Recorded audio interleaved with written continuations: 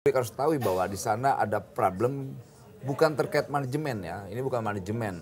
Biasanya kepailitan itu kan perusahaan yang selalu minta untuk menghindari bayar pesangon. Betul. Lantas bayar dan lain-lainnya ya. Kalau Sriteknya tidak. Manajemen ini menyampaikan berkali-kali bahwa, loh kami tidak minta untuk dipailitkan. Waktu kita datang ke sana saya mau tahu benar nggak ada PHK. Lantas manajemen menjawab akhirnya, tidak ada Pak kami PHK. Lalu apa yang narasi tiba-tiba, pemberitaan bahwa kepailitan ini kawan-kawan terima. Karena selama ini kalau perusahaan yang minta pailit itu pasti tadi yang awal saya sampaikan. Menghindari kewajibannya. Gitu, kewajiban untuk membayar pesangon, bayar apa dan sebagainya. Dan ini tidak. Saya tegaskan sekali lagi, kalau kalian main-main hati-hati loh. Ini Pak Prabowo ini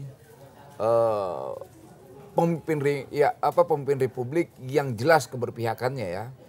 Buat NKRI. Jadi jangan sampai seakan-akan kita mau menyelamatkan pemilik Sritek ya, tidak.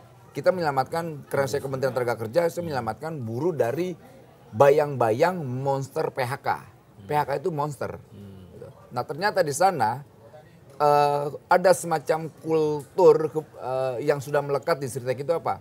Soal ikatan emosional antara perusahaan dan pekerjanya. Bahwa di sana pekerjaannya itu udah turun-temurun itu juga orangnya. Bapaknya di sana, anaknya di sana, menantunya di sana, cucunya di sana. Rasa memiliki sense of belonging pekerja atau buruh tinggi sekali terhadap Sriteknya. Makanya ketika saya menyampaikan bahwa negara harus hadir di tengah-tengah ketidakpastian ini. Dan Bung Noel hadir mewakili negara. Ya, karena kan kapasitas saya sebagai negara ya.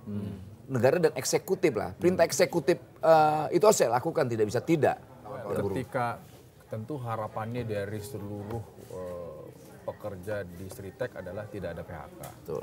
Tapi satu sisi secara keuangan, kinerja keuangan, memang Sritek sendiri sudah merasa tidak mampu dihadapkan oleh industri tekstil yang memang lagi amburadul kan. Kira-kira apa jaminannya gitu? Artinya Mbak Ilisan, oke, apakah sudah ada keputusan, apakah ada instrumen kebijakan atau ada apalah? Yang pasti gini, memang ini ada kendala ya terkait regulasi ya.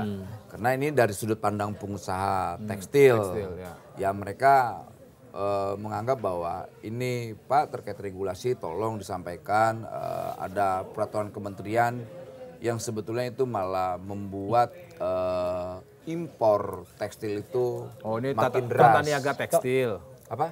Ini soal tata niaga tekstil. Ya pokoknya Kementerian apa nih? Tahu lah. Kementerian apa nih?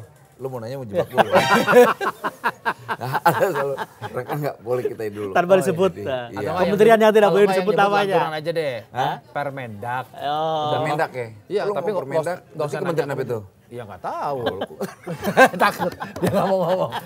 Kira-kira ada regulasi yang menurut pandangan kawan-kawan pengusaha tekstil itu tidak berpihak kepada tidak berpihak terhadap industri tekstil. Derasnya impor bahan baku tekstil, kemudian juga barang-barang ilegal. Nah itu yang membuat akhirnya mereka hancur.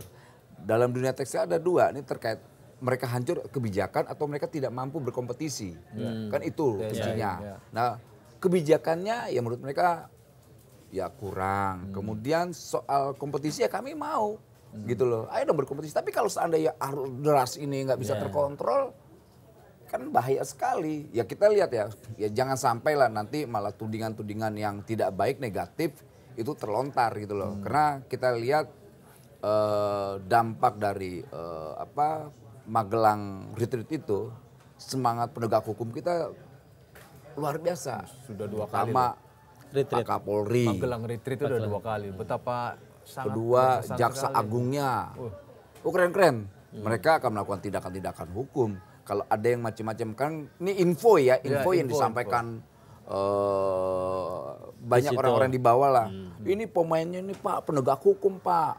Mereka ikut bermain dalam ilegal ini. Ini yang mana nih? Tekstil. Misal baju ilegal apa dan kain-kain dan sebagainya. Dan ini yang akhirnya membuat kami tidak berdaya. Nah waktu kita rapat dengan Pak Menko, Pak Erlangga juga udah disampaikan Balil saat itu. Ini harus ada regulasi yang bisa membuat kompetisi kita ini makin sehat, jangan tidak. waktu itu Pak Bahlil menyampaikan apa, tapi menurut saya itu positif ya. Positif sekali yang saya dengar ya, lantas disambut oleh Pak Menko, Pak Erlangga. Ya harus ada semacam keberpihakan terhadap industri nasional kita gitu, karena memang kita ketahui bangkrutnya industri tekstil kita kan soal kebijakan ya, yang mungkin kurang sedikit bersahabat